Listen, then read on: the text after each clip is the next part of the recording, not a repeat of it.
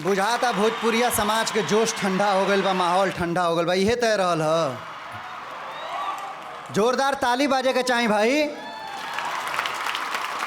तो अगला जो हमारा अवार्ड है उसकी कैटेगरी है most popular hero, most popular heroine and most popular villain. तो मैं मंच पे बुलाने जा रहा हूं इस अवार्ड को देने के लिए मेरे फेवरेट डायरेक्टर सतीश जैन जी को, और साथ में खूबसूरत शरारती अदाकारा काजल राघवानी। जोरदार ताली। Award for the most popular villain goes to my favorite villain, my favorite actor, Avdesh Mishra ji.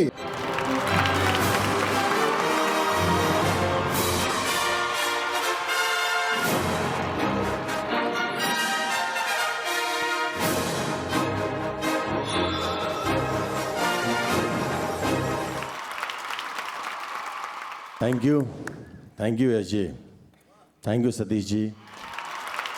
Award for the most popular hero goes to Mr. Pawan Singh.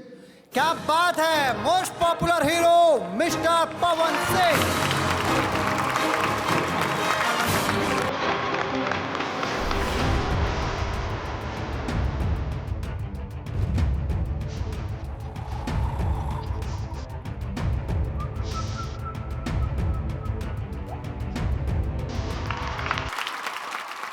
जोरदार तालियां दोस्तों, एक बार जोरदार तालियां।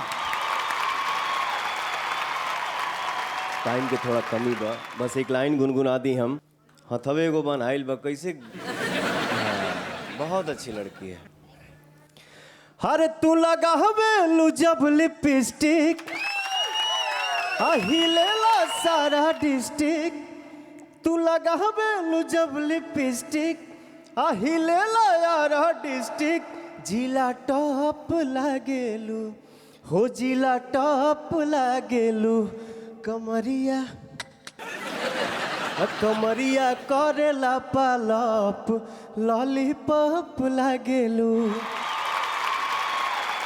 फिर कार्यक्रम हुई दुबई में, तो हमनी के जम के एकदम डांस कर जाई, गाना गावल जाई, साथे हम गाइब, आप लोगन की गवाई। फिर मिलते हैं। जय माता। जोरदार तालियां आप सबके चहेते पवन सिंह जी के लिए।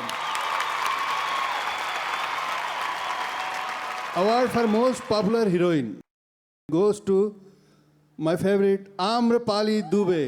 Amrapali Dubey, most female popular award.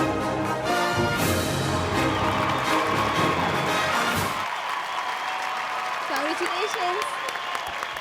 Thank you so much Satish sir, Thank you, thank you so much, thank thank you so much. दोस्तों अब वक्त आ गया है हमारे अगले परफॉर्मेंस